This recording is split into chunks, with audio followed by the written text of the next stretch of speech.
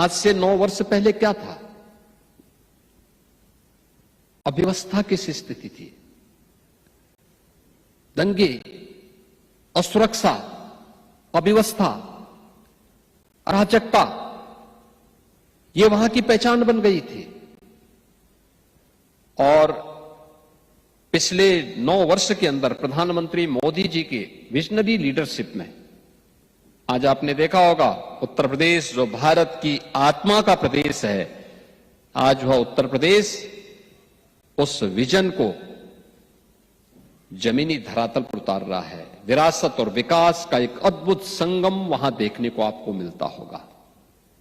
अयोध्या में जब हम श्री राम जन्मभूमि पर भगवान श्री राम के भव्य राम मंदिर के निर्माण की बात करते हैं तो केवल राम मंदिर नहीं, ये भारत की मर्यादा का एहसास भी हर भारतवासी को कराता है।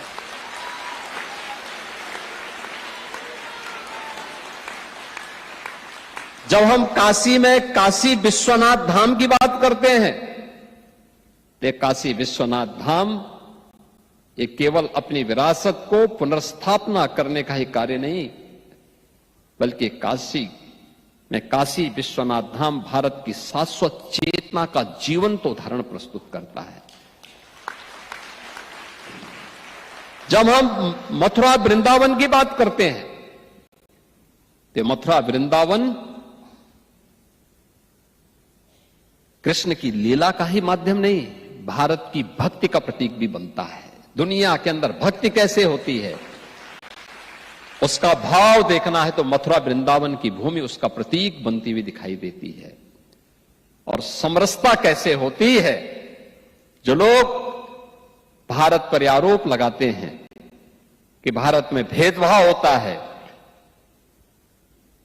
लोग आपस में बटे हुए हैं, उन्हें भारत में प्रयागराज की धरती में समरसता के दर्शन करने चाहिए। जब महाकुंभ में 66 करोड़ श्रद्धालु एक साथ एक संगम में आस्था की डुबकी लगाते हैं, न कोई छोटा है, न कोई बड़ा, न बुजुर्ग है, न जवान, सभी लोग मिलकर के हर हर गंगे का आह्वान करते हुए सर्दी की प्रवाह के बगैर जब टेम्परेचर माइनस में जाता है तो वह गंगा यमुना के बर्फीले उस गंगा जल में आस्था की डुबकी लगा करके अपनी आस्था के माध्यम से एक भारत श्रेष्ठ भारत की परिकल्पना को साकार करता हुआ दिखाई देता है। और यही तो भारत है। आज हर एक दिशा में भारत आगे बढ़ रहा है और प्रधानमंत्री मोदी जी के उसी विजन को लेकर के हम लोगों ने प्रभावी क्रियान्वयन के लिए जो रणनीति अपनाई, इसका परिणाम है कि हमने पिछले 9 वर्ष के अंदर उत्तर प्रदेश की अर्थव्यवस्था को 3 गुना करने में सफलता प्राप्त कर दी है। यानी कृतज्ञता का भाव अपनी मातृभूमि और अपनी भूमि के प्रति जब होता है तो सफलता प्राप्त करने में देर नहीं लगती। हमने 3 गुना बढ़ाने में सफलता प्राप्त की है। आप देखते होंगे आज के दिन पर हम लोगों ने उत्तर प्रदेश के अंदर जो पर कैपिटा इनकम है इसको लगभग 3 गुना पहुंचाने में सफलता प्राप्त की है। उत्तर प्रदेश के बारे में जो आज से 9 वर्ष पहले लोग बीमारू राज्य के रूप में कहते थे, बिहार, मध्य प्रदेश, राजस्थान और उत्तर प्रदेश को मिलाकर के उत्तर भारत के इन 4 राज्यों को मिलाकर के जो वर्तमान में 6 राज्य के रूप में है, जिसमें उत्तराखंड भी और झारखंड भी और छत्तीसगढ़ भी, ये 7 राज्य इसके साथ जुड़े हुए हैं। इनको एक बीमारू राज्य की श्रेणी में ला करके एक बड़ी आबादी को मानसिक रूप से बीमार बनाने की कुत्सित चेष्टा का हिस्सा बना दिया गया था। 80 के दशक में शब्द निकला था, याद करिए 80 के दशक में, और लगातार इस भाव से ग्रसित थे। याद करिए ना, कभी भारत के एक सुप्रसिद्ध वैज्ञानिक जगदीश चंद्र बसु ने इस बात को कहा था। उन्होंने कहा मनुष्य में तो कोई भेद होना ही नहीं चाहिए, और ये भेद अगर हम करते हैं तो ईश्वर के प्रति हम भेदभाव करते हैं। और उस समय उन्होंने कहा था अरे मनुष्य की बात तो दूर, एक जड़ और चेतन के बीच में भी अगर भेदभाव होता है तो उसका प्रभाव क्या होता है। उन्होंने कहा, मैं इसका उदाहरण देता हूं, उन्होंने 2 पेड़ लगाए थे, 2 पौधे एक साथ लगाए। कहते हैं जगदीश चंद्र बसु ने 2 पौधे लगाए थे एक समान परिस्थिति में। एक को वे रोज जाते थे, पानी देते थे, समय पे खाद देते थे, सभी प्रकार की परिस्थितियां उसके सामने प्रस्तुत करते थे, उन्हें पुचकारते थे कि तो बड़ा होगा, फलेगा, फूलेगा, खूब आगे बढ़ेगा, तेरे आगे की पीढ़ियां बढ़ेंगी। और दूसरे पेड़ को भी परिस्थिति तो वही देते थे, उसको पानी देते थे, खाद देते थे, सभी वही परिस्थिति जो पहले वाले पेड़ को दे रहे हैं, लेकिन उसको कोसते थे तो बड़ा नहीं हो पाएगा, तो मर जाएगा, तो बीमार है, तो निकम्मा है, तो कुछ नहीं कर पाएगा। उसने देखा एक समय तक दोनों पेड़ समान रूप से आगे बढ़े, लेकिन एक समय के बाद जिसको पुचकारते थे वो बढ़ता गया, फलने लग गया, लेकिन जिसको कोसते थे वो एक समय के बाद बड़ा तो हुआ, कुछ देर तक बड़ा होता गया, लेकिन फिर सूखते सूखते ठूंठ बन गया, अंत में उसकी लीला समाप्त हो गई। और यही अगर एक पेड़ के साथ हो सकता है तो जीव और उसमें भी मनुष्य के साथ जब भेदभाव होगा तो उसकी स्थिति भी यही होती है।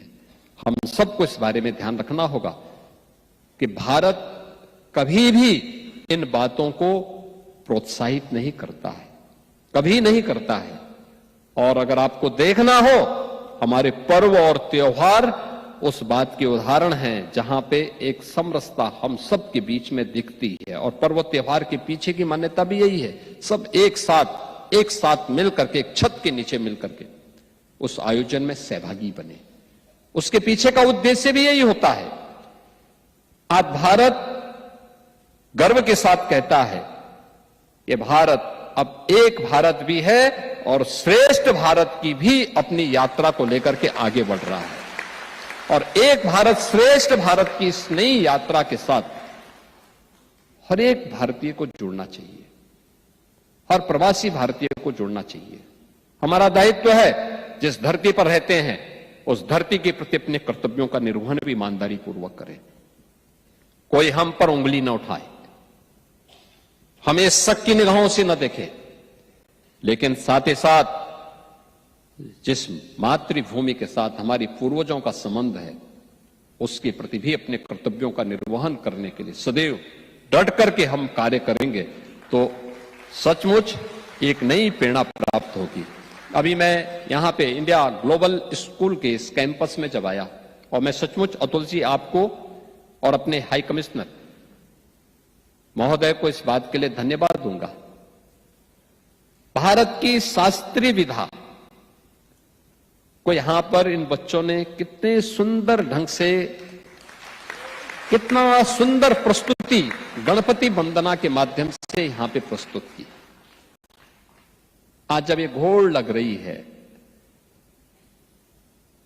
पाश्चात्य कल्चर को अपनाने की, अपने भाव को भूलने की, अपनी मातृभूमि से, अपनी मातृभाषा से, अपनी सांस्कृतिक मूल्यों से विरत होने की, अपने आध्यात्मिक मूल्यों से विरत होने की, उन स्थितियों में यहां पर इतनी दूर भारत से हजारों किलोमीटर दूर सिंगापुर में रह करके भारतीय समुदाय अपने मूल्यों के साथ, अपने आध्यात्मिक और सांस्कृतिक मूल्यों को जीवंत बनाए रखते हुए उन्हें मजबूती के साथ आगे बढ़ाने का काम कर रहा है। और इंडिया ग्लोबल स्कूल की जो चेन है मजबूती के साथ आगे बढ़ रही है।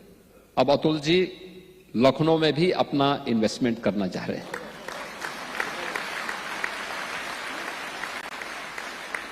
उन्होंने कहा स्कूल ही नहीं खोलेंगे, स्कूल के साथ स्किलिंग को भी लेकर के आएंगे।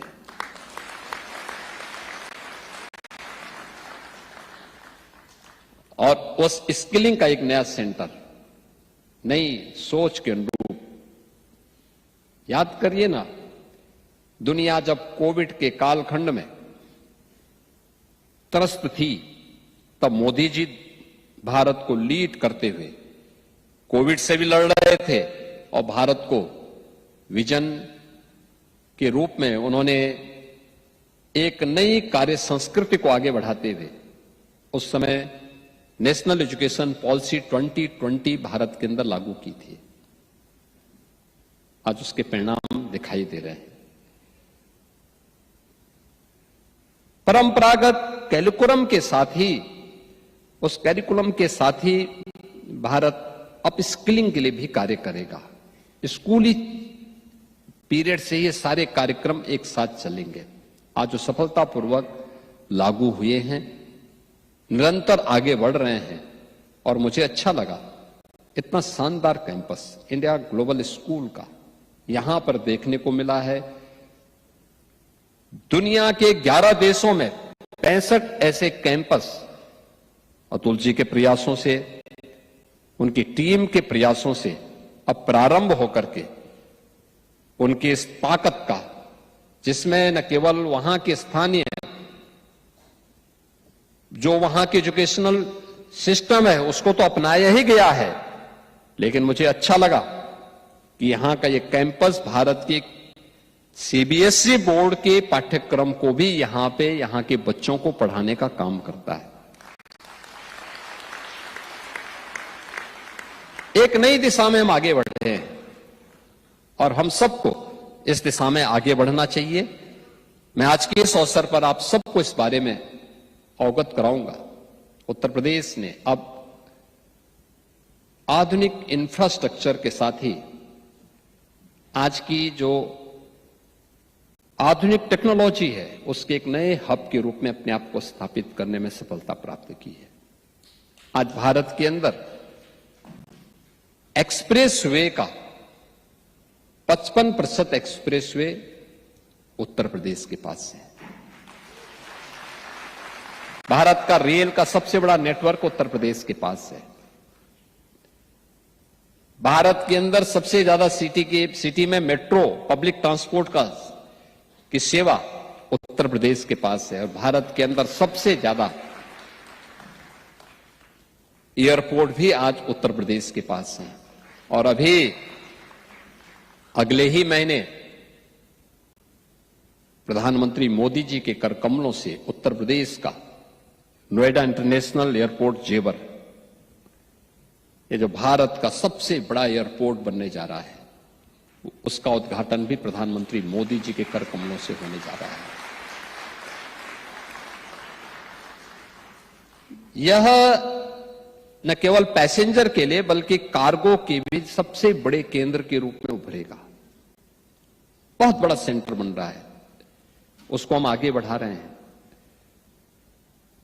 भारत के मोबाइल फोन के 55% मैन्युफैक्चरिंग उत्तर प्रदेश के अंदर हो रही है आज के दिन पे, और इलेक्ट्रॉनिक कंपोनेंट का 60% मैन्युफैक्चरिंग यूपी के अंदर हो रहा है। अब वह